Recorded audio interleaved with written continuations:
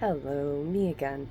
Coming off the back of the last episode, I was talking about how we often opt to uh, push a button and escape our pain, and whatever that button may be, whether it's work or drugs or sex or digital media or whatever it is, we end up opting out of our pain very often. And I think we all need a little bit of mercy. We all need some palliative measures to get through this life. I'm not saying everybody has to be stoic and sober for every blessed minute of it.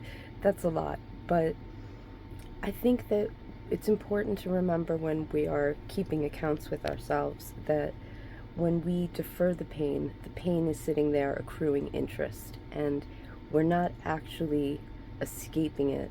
It's still festering, and it's still tampering with our systems in ways that make us less of who we are. It makes us less efficient, less fulfilled, less competent. Ultimately, in so many ways, it diminishes our potency.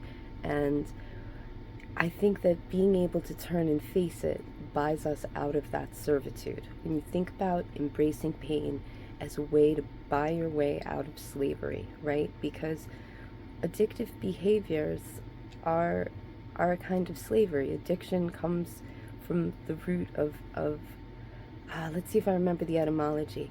I think it's addictus meant a person who was assigned to another as a slave. And so being addicted means you are enslaved. And in embracing our pain, it allows us to set ourselves free. And a lot of what we feel as pain and anger ultimately has need and lack and sadness under it. And in being able to be vulnerable with ourselves and admit, I feel sad, I feel weak, I feel that I don't have something I need, I feel this loss, and it's not anything more than that. That's just what it is. I have this sadness, I have this lack.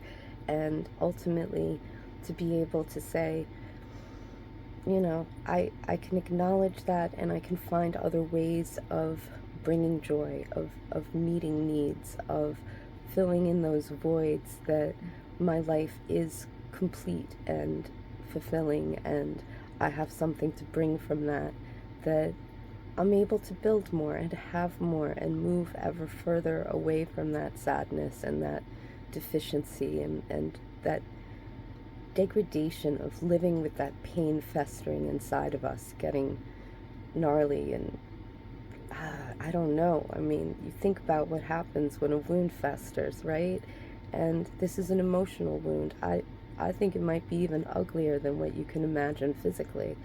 And so, yeah, in terms of taking responsibility for ourselves, being able to say, look, I need a minute. I need to compose and muster the courage to face this. So, okay, you take a moment to soften the edges, that's fine, but do it toward being ready to face the pain and what's under it, and be able to acknowledge it and ask it good questions. Be like, why am I sad about this? Why do I feel resentful about this? Don't deny feelings because you want to be tough or righteous or something else. Just say, that's the emotion that's coming up for me, and I recognize that it's trying to tell me something. It's trying to give me direction. And so many people out here seeking direction. Listen to your emotions and ask them good questions, and then try to take action, because nothing's going to move the sadness along more than meeting the need. So the sooner we turn to face that, the sooner we can free ourselves. All right. Thank you as always. I appreciate your time. I hope this is helpful, and I'll look forward to seeing you next time. Take care.